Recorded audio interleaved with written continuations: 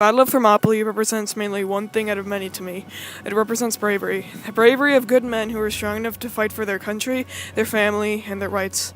They knew where they were going, where they knew for a fact certain doom was upon them, and yet they fought on anyway. This has inspired me to write this, and I'm proud to present it to you. The Battle of Thermopylae had a lot of things leading up to it.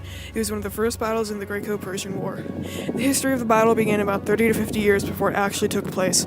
In Persia, the ruler Darius I was recently mopping up the latest rebellion. Persia was a country that at the time was prone to such events, as it was a relatively young country, founded a mere 70 years earlier. The revolt was named the Ionian Revolt, and was started by angry citizens fighting because of the oppressive rulers that had been placed.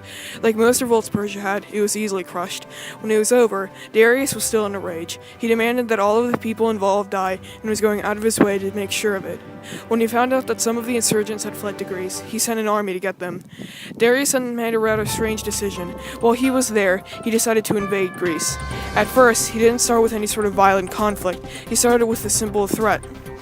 He sent messengers to all the different city-states of Greece. At that time, Greece was divided into several city-states. While each was officially part of Greece, they had different governments. Each city-state received a messenger, each asking, according to Herodotus, a gift of earth and water. Most city-states feared the Persians and gladly obliged. However, Athens and Sparta made a stand. Darius sent forces then to take over by force. There were other smaller Greek city-states that made a stand, but in the end, the Persians simply crushed them. The Persians were sailing smoothly until they met their match when they got to Athens. Darius had a bloodlust for the Athens. They had helped the Ionians in the revolt, and he had a deep hatred for them. He wanted to either enslave or destroy Athens. However, he never truly realized what he was getting into until it was too late.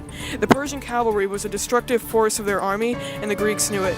But when it came to their attention that the cavalry was missing, they sent reinforcements. They knew the time was right. An infantry assault was launched, meant to lure out the Persians. This was a major blow for Darius, as much mentally as militarily. To make sure as soon as he heard the news, once they were he began raising his army again, waiting for the day he could destroy the Athenians. However, at that time, another revolt came up. Weakened by the loss, he could not crush it as fast and died before ships. Almost all of them were dead. His son Xerxes, in their panic, determined to finish all of their forces, he destroyed the revolt, and instantly began working on the army. It being a large-scale invasion, he worked on it for a long time before finally going forward. He decided to traverse the river Hellespont, now known as the Dardanelles. It was a more efficient and unexpected route since they would be crossing a river.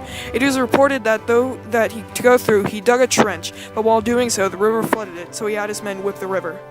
At about this time, the Greeks had been preparing for war. The Athenians knew it was only a matter of time, so for some time they had been gathering resources. They built boats, forged armor, but they still knew that they were enough to fight the Persian army. They pled help from Sparta, and while ignored at first, Sparta listened after they realized the Persians were coming. The other city-states told them that they had received messages from Persia, but Athens and Sparta had been skipped. This meant that the Persians were going to attack. The alliance was soon fully formed and on its way to defeat the Persians.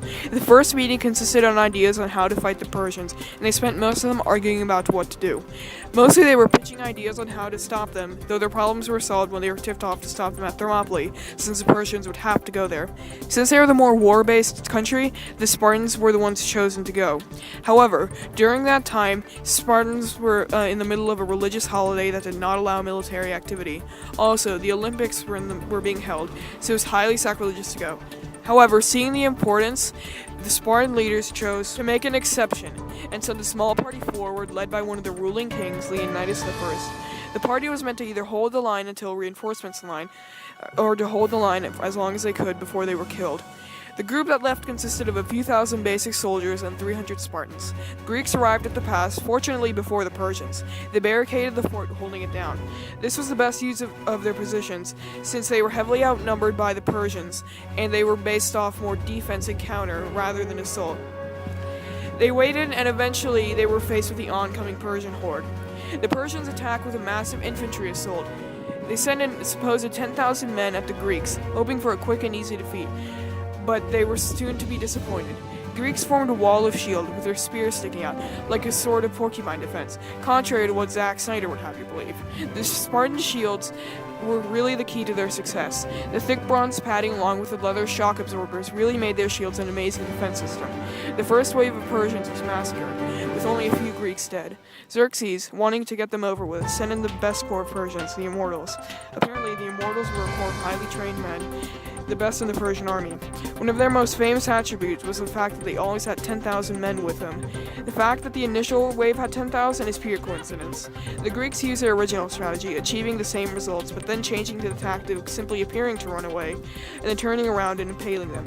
In one day, Xerxes had wasted around 20,000 men.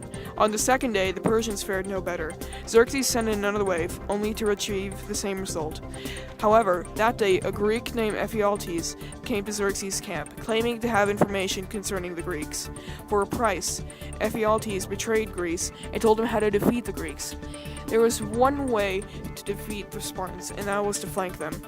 He told them about a pass that would lead them around the Greeks on the overhead valley top and would allow them to attack from behind. Xerxes sent one of his commanders to flank them, giving him what was left of the immortals and about a few more foot soldiers, all adding up to 20,000. The group left the next morning and was near the pass by daybreak.